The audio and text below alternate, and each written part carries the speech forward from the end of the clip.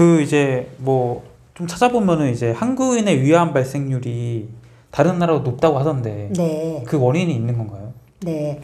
한국인의 위암 발생률이 특히 동아시아의 위암 발생률이 네. 세계적으로 1위입니다. 그 이유가 네. 첫 번째로는 우리 한국인들이 맵고 짠 거 많이 먹고 야식하기는 식습관이 잘못돼서 있고요. 한 가지가 바로 헬리코박터 파일로리균이고요. 네. 또 한 가지로 제가 생각하는 것은 네. 위산 분비 억제제 약물을 너무 많이 먹으면 위암이 될 수 있다. 이렇게 말씀드리고 싶습니다.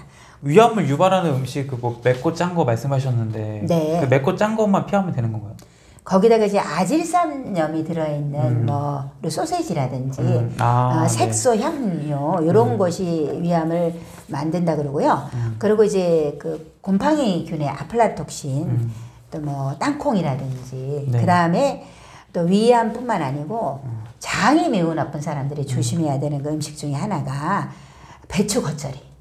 왜 그러냐면은 고추를 말릴 때 아무리 잘 말려도 거기 곰팡이균이 있거든요. 네, 네. 근데 건강한 사람은 이제 이렇게 겉절이에 아무 문제가 없는데 네. 장누수가 있는 사람은 막 탈이 나요. 왜냐면 거기에 곰팡이균이 있기 때문이고 젓갈에도 곰팡이균이 많습니다. 그래서 그런 음식들은 좀 위와 장이 안 좋은 사람들은 피했으면 좋겠습니다. 이제 위암에서 헬리코박터 파일로리균에 대해서 많이 말씀해 주셨는데 제가 이제 보면은 헬리코박터 요구르트가 있잖아요. 네. 뭐 그거는 큰 효과가 없는 건가요? 그것도 어느 정도 효과가 있겠지요. 네. 뭐 전혀 효과가 없진 않을 텐데 사실은 네. 헬리코박터균이 독해요. 그 이제 이게 나선형이면서 소개를 뚫고 살거든요. 네. 왜 그러냐면 위산은 독한데 얘는 알칼리성을 좋아하니까 뚫고 살아요. 그래서 클레리스로마이신, 그다음에 아목사실린 굉장히 독한데 이제 1주 내지 2주를 먹어야 되거든요. 거기다가 헬리코박터균은 바이오 필름을 만들어서 거기에 숨어 살아요. 그래요? 그러니까 약을 먹어도 도달을 안 해요. 제균율을 좀 높이는 방법은요. 네. 이 효소제 중에서 섬유질을 녹이는 셀룰라세. 네. 그게 이 바이오 필름이 셀룰로스로 되어 있거든요. 셀룰라세 효소가 들어있는 거를 네. 같이 먹어준다면 이 바이오 필름을 좀 녹일 수 있고요. 그 다음에 나노커큐민이라든지 프로폴리스를 같이 먹게 되면은 제균율을 좀 높일 수 있으니까 그렇게 먹으면 좋을 것 같습니다. 네. 그 책에서 이제 암 억제 스위치를 켠다라는 네. 표현을 해주셨는데 이 말은 어떤 의미인가요? 네, 이제 암이 생길 때 유전적인로 암이 생기는 경우가 있고요. 후성 유전으로 암이 생긴다. 이렇게 두 가지로 볼 수 있는데 유전적이라는 것은 뭐냐면 원래 부여받은 유전자가 정상 유전자가 돌연 변이를 일으켜서 암이 되는 거. 네. 요게 이제 유전자의 변이에 의한 암이고요. 네. 후성 유전, 에피제네틱이라고 하는데요. 후성 유전은 살아가는 환경의 조건에 의해서 조절이 안 돼서 암이 생기는 것을 말을 하고 있습니다. 그런데 이 암이 우리 몸에서 암을 억제하는 유전자가 있어요. 그러니까 암은 소극적인 개념인데 암을 억제하는 유전자가 발현되지 않으면 암에 걸리는 거예요. 그러니까 암이 억제가 안 되면 암이 걸린다. 이렇게 해서 아주 쉽게 비유를 하면 우리가 이렇게 지퍼를 채울 때 탁 채워갖고 쫙 올리죠. 그러니까 이제 요게 뭐냐면은 암 억제 유전자가 딱 채워져서 딱 발현되면 암이 생기지 않아요. 그런데 어떤 경우에 그러면 암 억제 유전자가 억제가 안 되느냐. 네. 그랬을 때 첫 번째는 스트레스가 있고요. 스트레스에 의해서 억제가 안 되고요. 네. 그 다음에 만성염증이 그 암 억제를 안 시킨다고 합니다. 그래서 이제 이 암 억제를 시키는 그 과정을 조금 어렵게 말하면 메틸레이션이라고 합니다. 메틸기를 유전자에 딱 붙이면 암 억제 유전자가 발현이 된대요. 그러면은 메틸기를 딱 채우는 게 이게 지퍼를 딱 채우는 거야. 그게 딱 암 억제 유전자가 발현되거든요. 그러니까 메틸기가 많은 거를 먹으면 좋겠죠. 메틸기가 많은 음식이 십자화가 식물이에요. 그래서 양배추라든지 무라든지 브로콜리라든지 그다음에 레드비트도 메틸기가 굉장히 많은 식품입니다.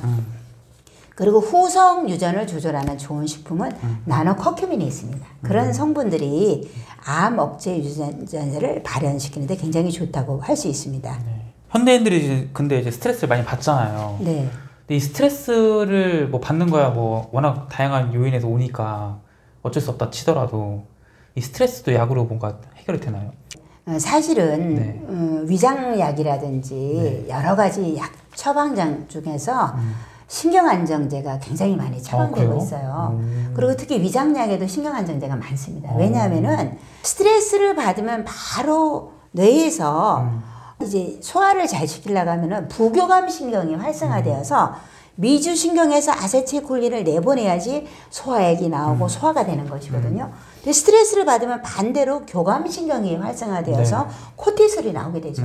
그러면은 전투태세가 되기 때문에 침도 안 나오고 소화액도 안 나오고 변도 안 나오고 또 소변도 안 나오고 이렇게 되는 거예요. 네. 그러니까 스트레스를 받으면 당연히 위가 안 좋고 그쵸, 그쵸. 위가 돌덩이처럼 굳어갖고 좀 기분 나쁜 상태로 좀 안 싫어하는 사람하고 밥을 먹으면 체해버리는 게 뭐냐면 뇌에서 교감신경이 흥분되니까 위가 운동이 안 되니까 딱 네. 체하는 것이거든요. 아. 그래서 이제 이 스트레스를 해소하는 것이 위장병에 좋기 때문에 의사분들도 신경안정제로 위장약에 많이 처방합니다.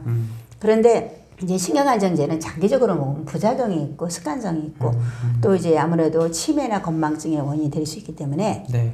저는 이제 천연 성분으로서 부작용이 없는 그런 성분을 한다면 고산지대 바위 위에서 사는 홍경천이라고 하는 식물이 있는데요.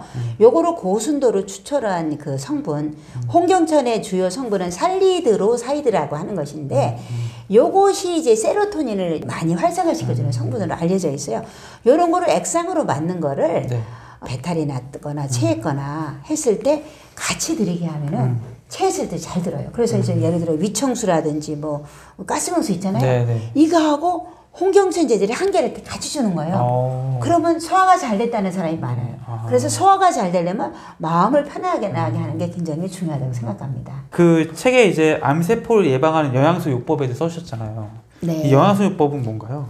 네, 그러면 이 만성 염증이 결국은 암을 만든다 이렇게 말씀드렸는데 그러면은 만성 미세염증, 치주염이라든지 헬리코박터라든지 장내 부패근이 많은 상황에서 이 염증 반응을 빨리 끝내면은 오래 끌지 않잖아요. 마크로파지 M1의 면역 활성을 올려주면 돼요. 그런 물질 중에서 굉장히 좋은 물질을 제가 하나 소개해 드릴까 하는데요. 네. 그 이제 면역 증강제인데요. 흔히 굉장히 유명한 면역 증강제가 베타글루칸입니다. 네. 버섯 다당체가 베타글루칸인데요. 네. 이것보다도 10배나 더 면역 활성이 있는 그런 물질이 아라비녹실란이라고 하는 물질입니다. 베타글루칸은 버섯에서 나왔다면 아라비녹실란은 흑미, 껍질, 흑미강을 표고 균사체로 발효를 시킨 5세대 면역 다당체인데요. 그런데 아라비녹실란이 왜 베타글루칸보다 10배나 면역 활성이 좋냐면 육탄당은 포도당이 육탄당이에요. 우리 몸에 비슷한 성분이에요. 우리 면역세포는요. 다른 게 와야지 면역력이 활성화돼요. 우리가 구경을 해도 맨날 보던 거는 눈에 안 들어오는데 그쵸. 처음 보는 데가 이런 네. 게 희둥그레지잖아요. 그쵸. 면역세포가 딱 이물질을 보고 이런 게 있어 빨리빨리 파악해가지고 딱 신호를 줘야지 막 죽이는 거예요. 네. 근데 베타글루칸은 육탄당이에요. 그런데 이 아라비녹실란은 오탄당. 오탄당이 사슬 구조로 돼 있어가지고 그물망 구조로 돼 있어서 면역세포를 활성화시켜주는데 더 좋다고 그렇게 연구 결과가 있고요. 이 아라비녹실란은 바이브란이라고 하는 상품명으로 외국에서 항암에 대해서 최고로 연구 논문이 많아요. 항암에 굉장히 많이 쓰이고 있어요. 네. 그리고 고농도로 쓰여도 부작용이 없고 그래서 항암증이거나 암을 예방하고 싶은 분들 네. 또 예를 들어서 감기가 너무 자주 걸린다. 요즘에는 코로나가 또 재발되면은 또 코로나 주사 맞고도 막 힘들어하는 분들 많잖아요. 또 대상포진에 걸린다. 이렇게 면역력이 약한 분들에게 제가 많이 드리는데요. 네. 면역력을 처음에 올리기 위해서 아침 저녁으로 2포를 공복에 드시게 해요. 왜냐하면 면역이라는 건 장으로 들어가서 면역이 그쵸. 생기는데 빈속에 들어왔을 때 장 깊숙이 들어가서 면역력을 활성화하고 그러거든요. 그래서 공복에 아침 저녁으로 따뜻한 물하고 드세요. 이렇게 한 다음에 한두 달 지나면 이제 하나씩만 먹어도 감기가 자주 걸리던 분이 꾸준하게 부부가 계속 먹다가 감기 걸리면 2포. 그래서 이분들은 이제 크게 감기 걱정 안 하세요. 이런 분들이 계시고요. 항암하는 분은 크게 이제 좀 대량으로 해서 6포까지 가능합니다. 그리고 아이들도 먹을 수 있고 네. 임산부라든지 영아만 빼면 또 신장 이식을 했거나 네. 이런 경우가 아니면은 누구나 먹을 수 있는 이런 성분이기 때문에 암을 걱정한다면 베타글루칸도 좋지만 아라비녹실란이 세계적으로 최고로 면역 활성에 좋고요. 아라비녹실란은 베타글루칸보다는 10배 정도, 후코이단보다는 100배 정도 면역 활성이 있는 것으로 연구 결과가 나왔어요. 그래서 암을 걱정하시는 분들 좀 챙겨서 먹으면은 면역 세포를 강하게, 그러니까 전쟁을 할 때 우리 아군의 전투 능력을 이렇게 강화시키는 거. 요게 이제 아라비녹실란이다. 그 다음에 이제 뭐냐면은 우리가 전투를 하면 창도 있지만 방패가 그쵸, 그쵸. 막아내는 게 뭐냐면 장을 좋게 하는 거예요. 장을 좋게 하는 트윅스 체인지.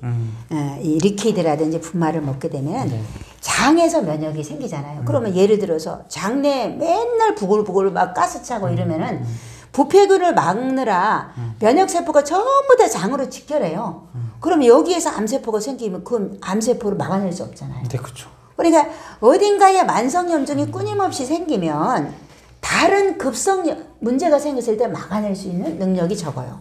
그래서 장을 고쳐야지 나의 면역이 올라간다. 그래서 저는 약국에 장안 만사성이라고 붙여놨습니다. 네. 가와 만사성을 바꿔서 네. 장이 편안해야 그쵸, 우리 그쵸. 몸이 건강하다. 맞아요.